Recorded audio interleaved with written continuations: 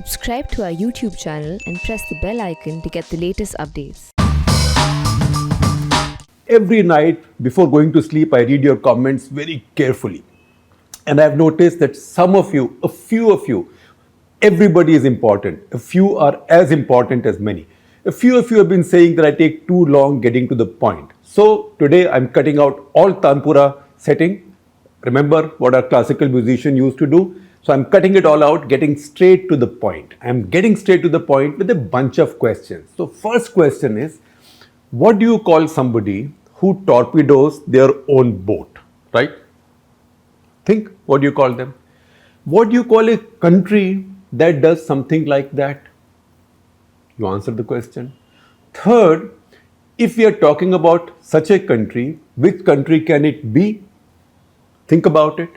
Number four, what has the country done? The country has taken some political and regulatory steps in a dictatorial way that have torpedoed its boat in the sense of destroying its capital markets. Not destroying, maybe that is too strong a word, but greatly damaging its capital markets to the extent that its tech firms have lost nearly $1 trillion worth of wealth. $1 trillion. To put that $1 trillion in perspective, the total market cap of Indian stock markets is just over $3 trillion. So it's like over 4 or 5 days, 1/3 of the value equivalent to Indian stock market has been wiped out from just Chinese tech companies. Chinese tech companies listed in America, Nasdaq, New York, also listed in Hong Kong, also listed in China. There has been a bloodbath. In fact, if you see the graphs, they are scary. The 2-day fall for these shares, say Hang Seng for example, in Hong Kong, the 2-day fall is steeper than at any time since the global financial crisis of 2008. So, one question is answered. It's China that's done it. And also, what is the equivalent of torpedoing their own boat? Now we know that they have done it. And now we come to the first question, which is, what do you call somebody who does it? Don't you call them nuts? So are you then going to say the Chinese are nuts? Now the Chinese are not nuts. The Chinese are thinking, but Chinese are thinking in their own way. And what they have done, I will explain to you what have they done, whereby they have completely demolished their own market story, their own tech company story, also tech entrepreneurship story. But I will also tell you where they are coming from and what value are they putting to this nearly $1 trillion lost, and maybe more will be lost in days to come, and maybe large areas of business and growth will be shut down going ahead. And this market fall is secular everywhere. For example, if you look at NASDAQ has an index called the NASDAQ Golden Dragon Index that tracks about 100 Chinese companies that are listed on NASDAQ. At this point, exactly 98. That has seen a fall of 15% over 2 days. 15% over 2 days. That is the highest in 13 years. 13 years back was 2008. That was a global financial crisis. Usually, NASDAQ has been rising for a year now. But see what has happened, because all over the world in the markets, this is the era of boom, boom, boom. In China, with the Chinese stocks, particularly Chinese tech stocks, it's doom, doom, doom. And this has been done deliberately and politically by the Chinese. Now, what have they done? So they have gone after their edutech companies to begin with. They've been attacking their tech companies because the Communist Party of China has been insecure, because they don't want anything, any institution, any person, any business, they don't want anybody to be able to challenge them. So they thought that some of these guys were getting too big. Jack Ma, for example, and you know how Jack Ma was downsized after that. So they've one after the other gone after these companies. Because what are they trying to do? What they did was, in April 2020, the Chinese produced a new document. Everything in China comes from ideology. So go back to communist ideology, there are factors of production. So earlier, traditionally, the factors of production were land, labor, technology, and capital. In this document that the Chinese Communist Party produced in April 2020, they added data. So they said data is also a factor of production. So now it became 5 factors of production: land, labor, technology, capital, data. And then they said whoever owns data owns the economy, and whoever owns the economy owns politics, which means power. So they decided to control the data. Because look at the Chinese economy. In 2020, digital economy accounted for 38% of China's economy. Estimates are that by 2025, digital economy will account for 55% of China's economy. Now, if digital economy sits on data, that is the foundation and that is the superstructure that it sits on, then the Chinese Communist Party wants control over it. So they embarked on a 3-pronged process. Number 1 was to restrain monopolies. That's why the assault on Jack Ma, etc. Number 2, to bring in governance, tough governance for financial technologies, fintech companies, because they are fintech companies, but they were functioning, the Chinese thought, like banks without any regulation. That's why the Ant Group IPO ran into trouble. And third, quote unquote, ensuring data privacy for their citizens. That was shorthand, or that was a semaphore or a code basically for saying that we don't like our data sitting anywhere else.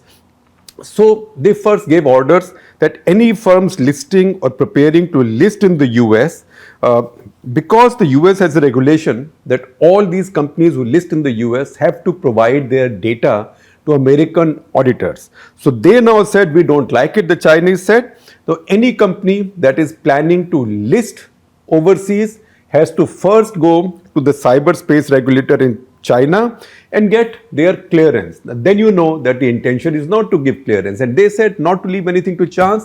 They said any company which has data of more than 1 million people, that is a very small level in China. Almost every company would have that much. So that basically meant that no Chinese tech companies can any longer go to, say, American stock markets where they were earlier going and raising a lot of money. Now, if you look at Chinese companies even this year had raised $12.5 billion in US markets already.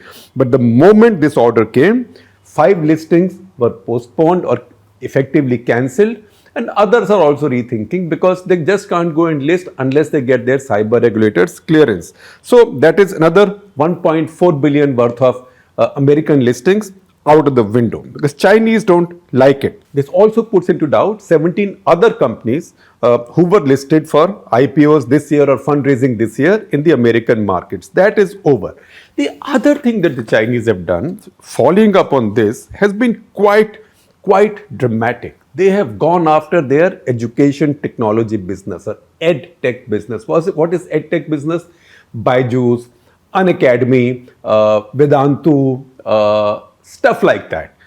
So they've gone after these companies. And what have they said?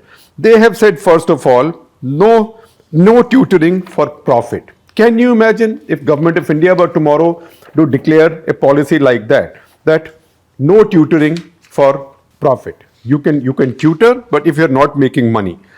Any company, edtech company, which is tutoring right now, cannot list for an IPO, cannot list at a stock market, cannot raise foreign capital. This is as drastic can be, and you need a communist system to do stuff like that. Even companies that are listed, edtech companies, they can't sell their shares anymore. Over. The game's up. Again, while you cannot make profits from tutoring and education, you also cannot hold any classes or tutorials online during vacations, during holidays, and during the weekends, because they say families and children need to rest. No tutorials can be held after 9 p.m. in the evening because they say children must get time to rest. Young people must get time to rest, play games, watch whatever else. Online curriculums, all online curriculums for children under 6 have been banned. So children under 6 should be protected from online tutoring. And next, any foreign curriculums are now out. So no edtech company can teach any foreign curriculums. Effectively, what this means is this kills the Chinese edtech industry, which was until recently valued at more than 120, 140 billion dollars. So one, all that's wiped out. The Chinese have taken a conscious political decision to finish that business because they want to control education, but they also want to control the costs of education. And I will soon get into the question of why they are doing it, because they are not nuts. You might say that their methods look like nuts because a democracy can never have such a thing happening. But the Chinese are never asserting that they are a democracy like India or the US or UK or Germany or any such country or Japan. Chinese say they are a democracy, but with their own characteristics in their own system. And there is a rationale where they are coming from, which I will explain. So March 31, the Chinese education minister, see, there were indications. The Chinese education minister, Chen Baosheng, he had said that we have to now limit online learning because our young people are not getting enough sleep. I'm sure a lot of young people who are watching this and their parents would identify with this. Think of the pressures our children and parents are on right now. We are so grateful that our children grew up some time back. Because right now, ye class, wo tutorial, and every day you are watching IPL, you are watching test matches, you are watching the Olympics, you are watching anything. This EdTech ads sort of play to you, and they are all appealing to the parents' sense of guilt, saying कि बेटा इतना पैसा नहीं खर्च कर सकते अपने बेटे को पढ़ाने के लिए, नहीं पढ़ाओगे तो पीछे रह जाएगा, right? So this kind of madness is building up. The Chinese have addressed it with a sledgehammer. So he said that, he also said in that statement that all online teaching should be over by 9 p.m. Now this is where the first indications. Now there are many other things which have been banned with EdTech. That's the reason I don't say for no reason that EdTech sector in China has been finished now. After school tutoring, no. Making profits or raising capital for tutoring and online teaching, no, over. Limits have been put on foreign ownership of these companies. Mergers and acquisitions, banned now. Running of franchises, banned. I told you about tutoring sessions on holidays, weekends, etc. That's gone. There should be minimizing of interaction with Western markets. And also, they are trying to show, I read this in a story on CNBC Markets, that we are the boss. So the Communist Party is saying, Rishte mein hum tumhare baap hote hain. If you forgot for a moment because you were running these booming businesses, raising billions of dollars everywhere, we don't like it. We are now putting an end to it. Now, I will tell you the impact of this, because just the impact of this is quite striking. I told you that Chinese EdTech firms lost 70% of their value.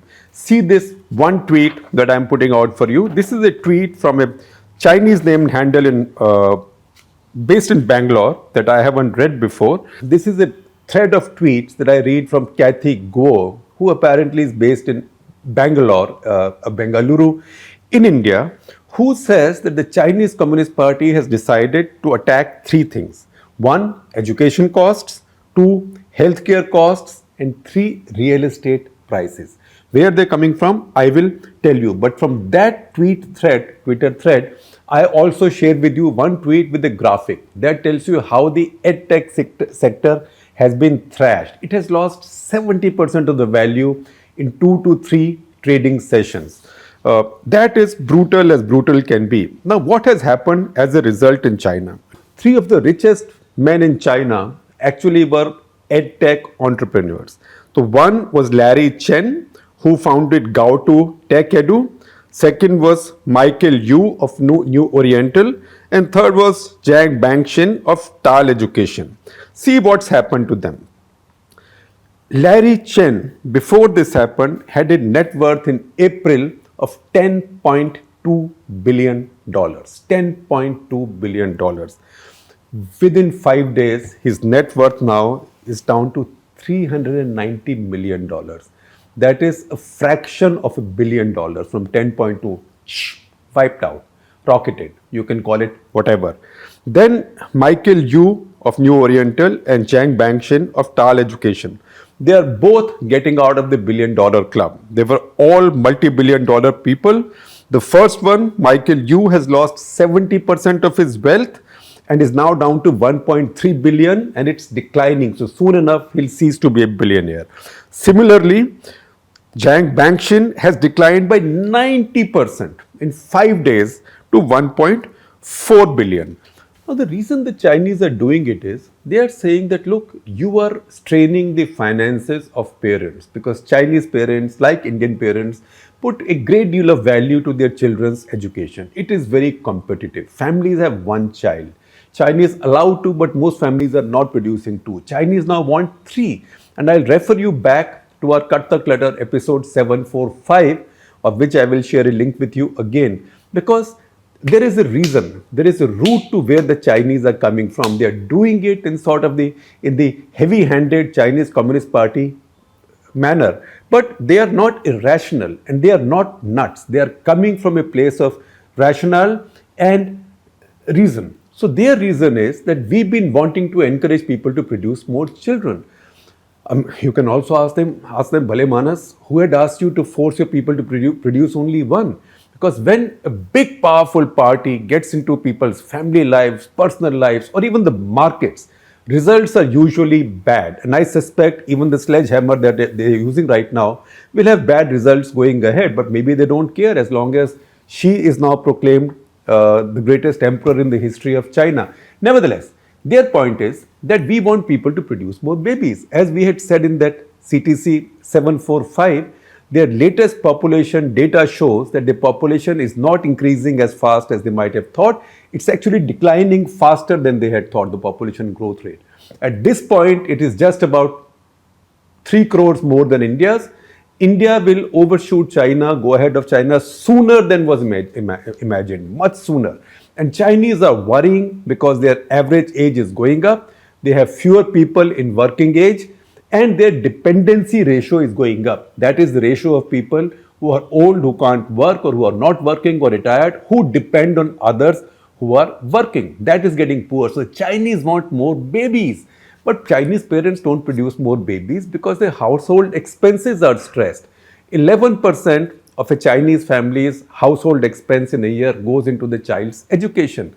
And then there is housing, and then there is other stuff. That's why they're going after cost of education. That's why they're going after, the next target will be cost of healthcare, and it seems the cost of real estate, because you have to bring down these costs for families so they produce more babies. So that is how the communist system works.